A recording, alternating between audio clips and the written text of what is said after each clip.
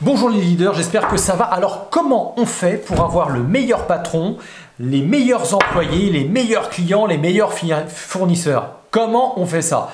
Eh ben, je vous réponds au travers de cette vidéo, puis aussi à la fin, parce que en fait je veux que vous restiez jusqu'à la fin. Parce que du coup, je suis bien noté par YouTube, par exemple. Voilà. Non, très concrètement, je vais vous expliquer à la fin. Ça va vous énerver parce que vous allez dire « Ah bah ouais, évidemment. Oui, mais alors pourquoi vous le faites pas ?» Alors, c'est parti. D'abord, je voulais vous indiquer que cette vidéo, je la tourne à partir d'un article qu'ont déjà reçu depuis il y a quelques temps tous les abonnés à la lettre du leader. Alors, si vous ne l'avez encore pas fait, bah, je vous invite à le faire, donc je vous mets le lien dans la description. Vous vous abonnez, vous recevez une fois par semaine l'article si vous avez envie de lire. Si vous n'avez pas envie de lire, bah, vous attendez ma vidéo. Puis si vous n'avez pas envie d'attendre ma vidéo, bah, vous allez me trouver sur le podcast, parce que je fais aussi des podcasts. Hein, donc voilà. Alors c'est parti. Allez, ça énerve. Vous vous rappelez peut-être d'une époque où, pour ceux qui sont dans la vente, il nous arrivait de dire oh, « Désolé madame, j'en ai plus. Monsieur, j'en ai plus. Ça s'est vendu comme des petits pains. » Ou alors, pour ceux qui ont connu le fax, m'énervez pas pour ceux qui n'ont pas connu, eh ben, on recevait un fax à 16 h et puis c'était vendredi et puis on se disait « Bah... En fait, je crois que j'ai déjà fait mon chiffre, alors on regardait la demande de prix comme ça, on se dit ouais, je sais pas si j'en ai encore, si je vais la faire tout de suite maintenant. » Bref, peut-être que vous dites qu'avant c'était mieux. Bah oui, avant c'était toujours mieux avant d'ailleurs. Avant, les clients étaient mieux, les fournisseurs étaient mieux, les employés étaient mieux, les produits étaient oula, bien meilleurs, bien sûr. Puis le gouvernement c'était mieux, oulala, on payait moins d'impôts, le prix du carburant était moins élevé. Les hommes étaient mieux, les femmes étaient mieux. Non, ça je l'ai pas dit, pardon. Alors que objectivement, aujourd'hui, franchement, on peut faire quoi? On peut, comme ça, en un clic, réserver une chambre d'hôtel. On peut réduire ses frais de déplacement grâce au covoiturage. On peut en savoir plus. Ah oui, non, ça, je peux pas le dire, c'est pour mes réservés, c'est pour mes abonnés à la lettre du leader. Enfin, ça valait le coup quand même. On peut choisir, identifier ses futurs clients, très simplement, grâce aux réseaux sociaux. On peut, depuis son canapé, son siège conducteur, à toute heure, accéder aux meilleures stratégies, des meilleures entreprises, à tout moment. Vous voulez savoir comment le cirque du soleil, c'est ça? Comment lui, il s'est démarqué dans sa stratégie? Boum, allô Google, et on vous explique tout ça. C'est pas fabuleux ça? Alors franchement, est-ce qu'avant c'était vraiment mieux? Allez, je poursuis.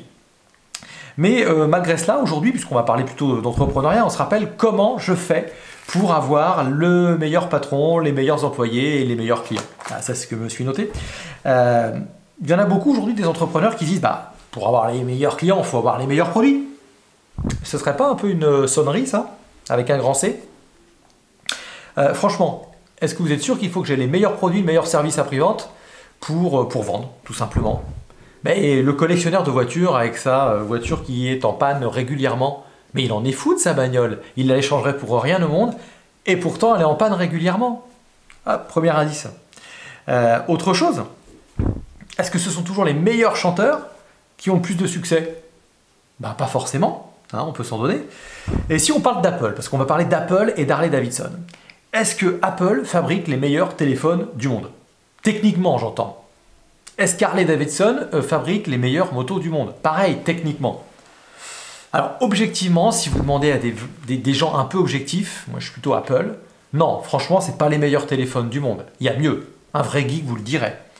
Pourtant, demandez à un utilisateur d'Apple, un vrai, un fan, ou alors Harley, c'est fort clairement un fan, de changer pour une autre marque plus fiable. Objectivement plus fiable. Ben, ça risque de pas marcher. Et si vous leur demandez pourquoi, ils risquent de vous dire, ben, je sais pas, essayez de demander à votre compagnon ou à votre compagne, mais pourquoi tu m'aimes? A priori, la phrase risque d'être, parce que en fait, alors, bon les gars, on sait ce que c'est, ça se finit mal. Nous, on est un peu plus tolérants. Non, je blague. Mais concrètement, en fait, dès qu'il y a une motivation est liée à une émotion, on n'arrive pas à la mettre en mots. Et c'est la même chose avec notre entreprise. Comment est-ce qu'on fait pour avoir le meilleur patron, les meilleurs employés, les meilleurs clients, etc. Ben, je vais vous énerver, mais en fait, il faut inspirer.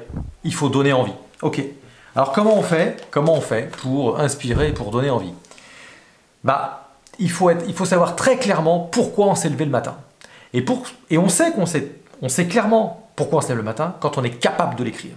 Donc si on est capable d'écrire pourquoi on se lève le matin, si vous êtes capable, comme Steve Jobs, à un moment donné de dire « Moi, je veux que chaque Américain ait le pouvoir d'une multinationale », ben déjà vous avez votre pourquoi.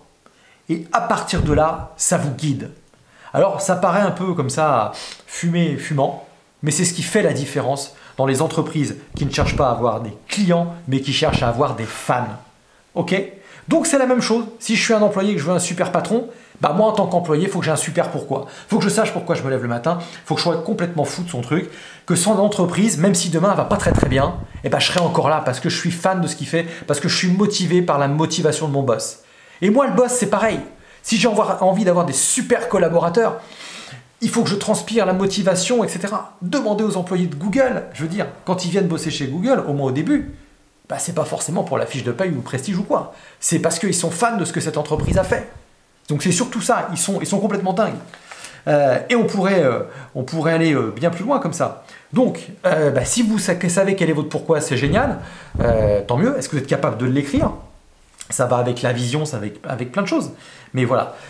Harley Davidson, posez-vous la question, ça serait quoi leur pourquoi? Tiens, d'ailleurs, j'invite les fans d'Harley à dire bah, leur pourquoi c'est, allez-y. Je vous offrirai, je sais pas, envoyez-moi un mail, thierry@leaderstrategy.com. Voilà. En tout cas, si vous voulez aller un petit peu plus loin pour ceux que ça motive, un peu ce que j'ai dit, soit il y a besoin dans votre entreprise d'aller faire un tour, vous savez me contacter, je laisse dans la vidéo les informations, dans la description aussi. Et puis sinon, si vous avez envie de vous prendre par la main, dans l'intimité, travailler sur votre pourquoi, on appelle ça du développement personnel, mais à des fins opérationnelles et professionnelles, bah pareil, il y a un programme qui s'appelle Leader Max, qui est plutôt bien intéressant, dans lequel on découvre entre autres son pourquoi. Et quand on sait pourquoi on se lève le matin, bah c'est beaucoup plus facile de se lever. Allez, je vous invite à vous abonner à la chaîne YouTube si vous me regardez depuis ce média, à partager si ça vous concerne et ça peut concerner quelqu'un d'autre. Et puis si vous n'êtes pas content et que ça vous énerve, bah, vous le dites aussi, ça me fera toujours rigoler 5 minutes. Je vous dis à très bientôt, c'était Thierry de Leader Stratégie.